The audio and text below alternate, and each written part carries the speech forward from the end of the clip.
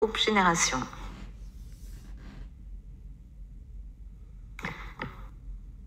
Merci Madame la maire de Paris, Monsieur le maire de Rouen, Monsieur le maire du Havre, chers collègues.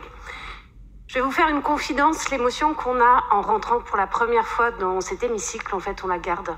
C'est à côté un peu magique et en tout cas je m'excuse que nous vous ayons reçus comme ça. Dans notre histoire, nous avons souvent habité le long des fleuves.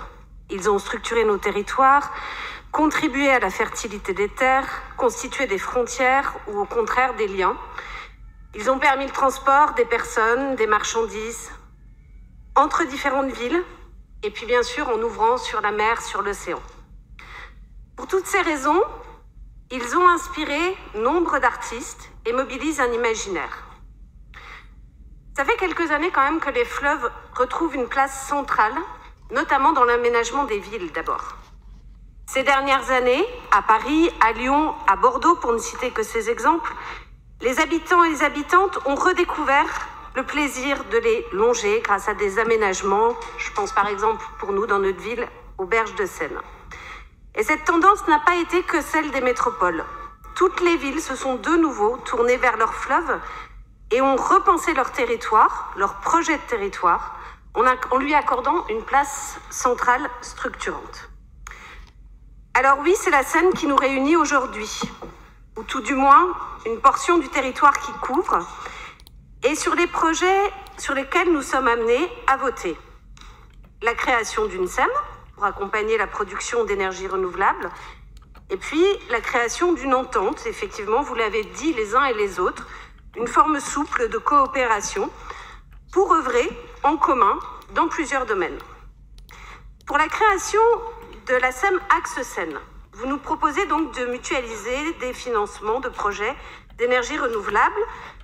Soutenir le développement de ces énergies fait partie de nos leviers pour atteindre les objectifs du plan climat, donc nous y sommes favorables.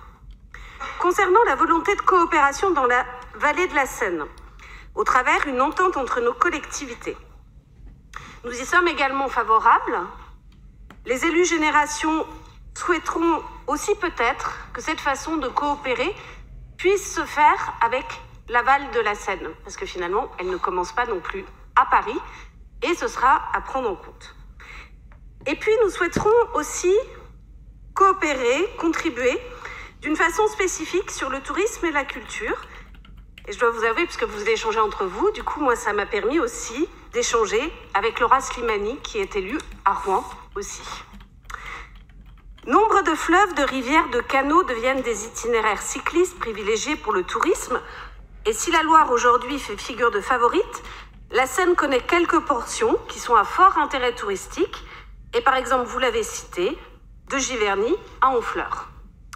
La dimension culturelle du fleuve est essentielle tant la Seine joue un rôle au sein de notre patrimoine et notre imaginaire commun.